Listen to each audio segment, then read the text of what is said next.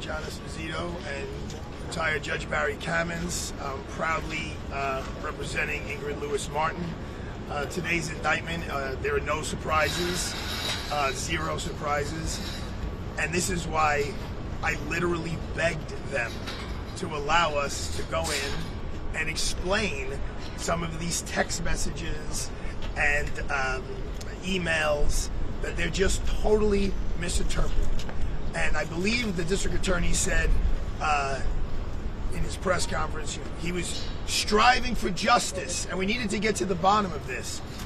Well, as human beings, don't you want to hear both sides of the story? If a defendant comes in, or potential defendant comes in and tells you facts, that doesn't mean you're dismissing the case, but it may lead you to justice. It may lead you to accurate facts. But they didn't want to hear from us unless Ingrid was going to come in and admit to a crime. Well, what if, and we're very confident that the New Yorkers, using their common sense in this courthouse, will understand the ridiculousness of these charges that, as they like to say, the highest ranking city official next to the mayor is going to take a bribe in the form of a check and put it into her checking account. Come on, folks. You've all covered cases regarding bribery. The person being bribed does not have a check made out to their name and put into their bank account, and then their son, well, it's not made out to her name, it's made out to her son, and then her son goes and buys a car, a very expensive car. Anyone who knows Ingrid Lewis-Martin knows, first of all, she's not going to help her son buy a $120,000 car. That's not who she is. It's preposterous. It's ridiculous, this fact scenario. Ingrid Lewis-Martin did what she's done literally thousands of times since she was in the state senate office, since she was in the borough president's office, and since she was in City Hall. She helped a constituent. She helped a citizen navigate the thick red tape of city government. Eric Adams ran on the promise, I'm going to help businesses go up. I am not going to help bring businesses down. And what she was doing here was just moving things along. And the district attorney today said, oh, she helped move something to the front of the line and treated people differently. Well, you know what? This case is being treated so differently than almost every other case in this courthouse. The Luigi Mangione indictment was released immediately. I've been asking for 4 or 5 days, what is Ingrid going to be charged with? What are the facts? What is the background? We weren't told until I walked into the courtroom, moments before I walked into the courtroom. You see a difference there? Why? Because this is a political case. This is a witch hunt type of a case. I don't know if they're trying to get Eric Adams. Ingrid Lewis-Martin has nothing bad to say about Eric Adams. So if they think this is a way to get to him, they are absolutely wrong. But the facts of this case make no sense to New Yorkers. They're saying that in November of 2022, a constituent asked Ingrid to make a call to see how something was progressing in the Department of Buildings. And then in August of 2023, her son gets a check, gets 2 checks, $50,000 each from the 2 other co-defendants deposited in his account. And then he goes and buys a car. Using your God-given common sense, does that sound like a New York City bribery scheme? Or does it sound like a bunch of people who know each other? Her son is friends with these guys need some help figuring out how to get something done in the thick city of New York, the thick red tape city of New York. She does what she's done for so many of us in the city of New York, made a call to get to the bottom of something. Apparently there was work that needed to be done, and they did the work, and then it was re-inspected, and it passed.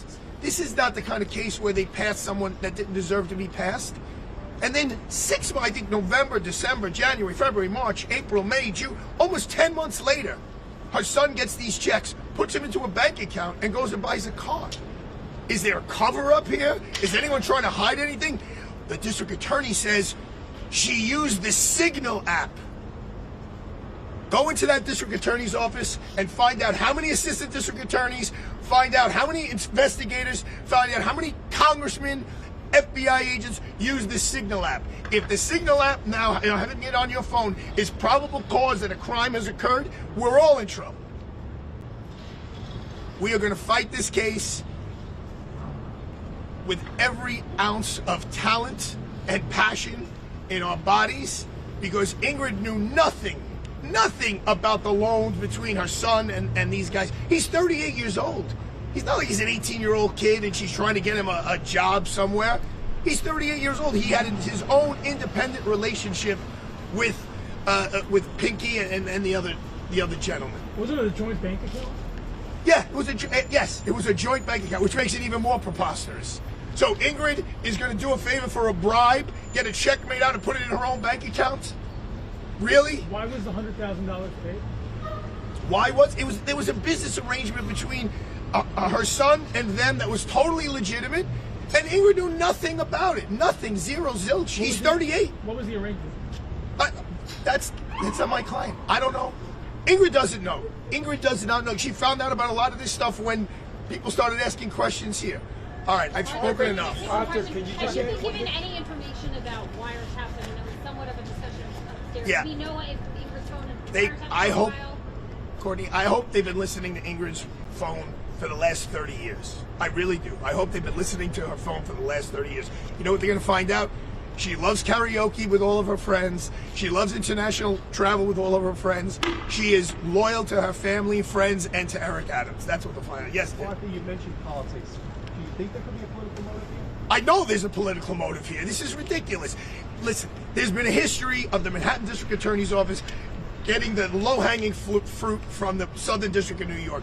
When Mr. Morgenthau was the DA, before he was the DA, he was the head of the SDNY, so he learned how to grab headlines off of the SDNY and help yourself here. And that's exactly what happened today. And it's disappointing because I'm still an idealist regarding the criminal justice system. And to see something like this malarkey of a case when people are really getting hurt and stabbed and robbed, those are the cases we should be focusing on. Wasn't she curious when the money went in her account? Why did she say to use? She never saw it. Why did she say to use Signal app, Arthur? Why did she say to use Signal app? Everyone in government is using Signal app. FBI, Congress, city, all of them. Why do they use it? What's your understanding? Because the government has violated all of our privacy rights. All of them. Yours. Why does she need privacy? What does she need privacy to discuss? You need privacy when you talk to your significant other? Do you want everyone to know what you say, where you go to lunch, when you go to dinner, what time you go to? They're friends. They were friends. They were not strangers. How did they become friends? Through her son. What private matters were they talking They're about? all friends.